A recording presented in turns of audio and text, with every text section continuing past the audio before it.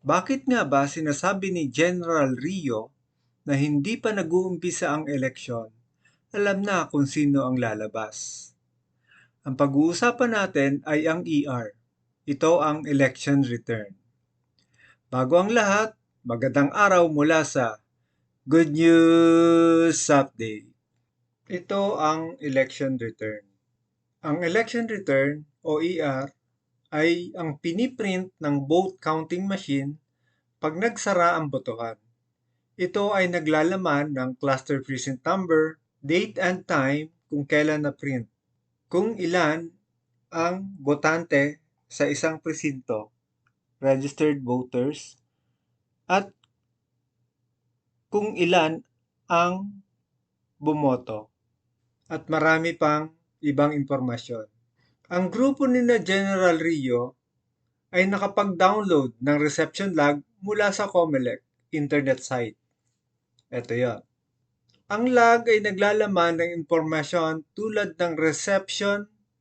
Ito yung reception date and time. Ito ay kung anong oras at kailan nagpadala ng data ang BCM. Cluster precinct number, kung ilan ang bumoto, at marami pang ibang info. Bakit nga ba nasasabi ng grupo ni na General Rio na preloaded ang BCM? Ang SD card na nasa BCM ay may lock na kulay puti. Ito ay nakasil para sa protection at hindi maalis. Ang SD card ay inihanda ng Smartmatic para hindi na gagawin ng election board.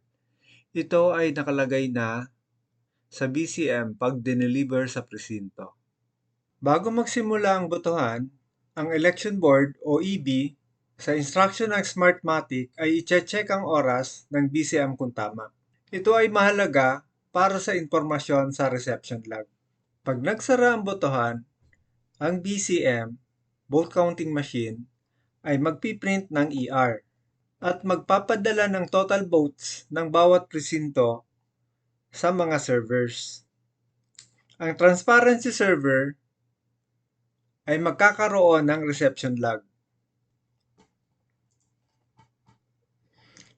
Ang ER na nakadisplay sa screen ay para sa presinto 760-30063 ay na-print ng 8:27 p.m.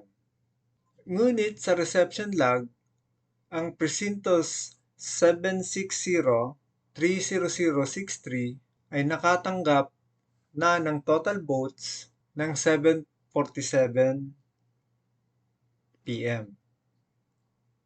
May nauna nang nagpadala bago pa man ma-print ang ER.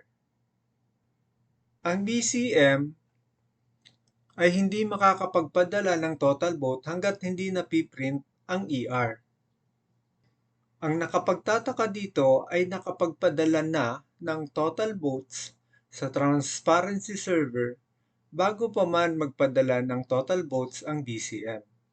Ito ay batay sa ER at reception log na nasa screen. Kaya naman kung pagbabasihan ang ER at reception log, talagang masasabi na preloaded ang BCM. May laman na bago mag-umpisa ang botohan. Sa reception log kasi, makikita na may actual vote na 501. Ngunit hindi pa nagtatransmit ang BCM ng total votes. Sa ER naman, mayroon ring 501 votes. Balanse naman pero ang tanong, saan galing yung mga data kung hindi pa nagtatransmit ang BCM? Dito rin mapapatunayan na may device na nagpadala ng data sa transparency server na mas maaga bago pa man ma-print ang ER. Pag-isipan nyo ang hiwaga sa nakaraang 2022 presidential election. Follow para ma-notify kayo pag may bagong updates. Sa videong ito may mga ERs at reception logs. Check it out at imbestigahan nyo.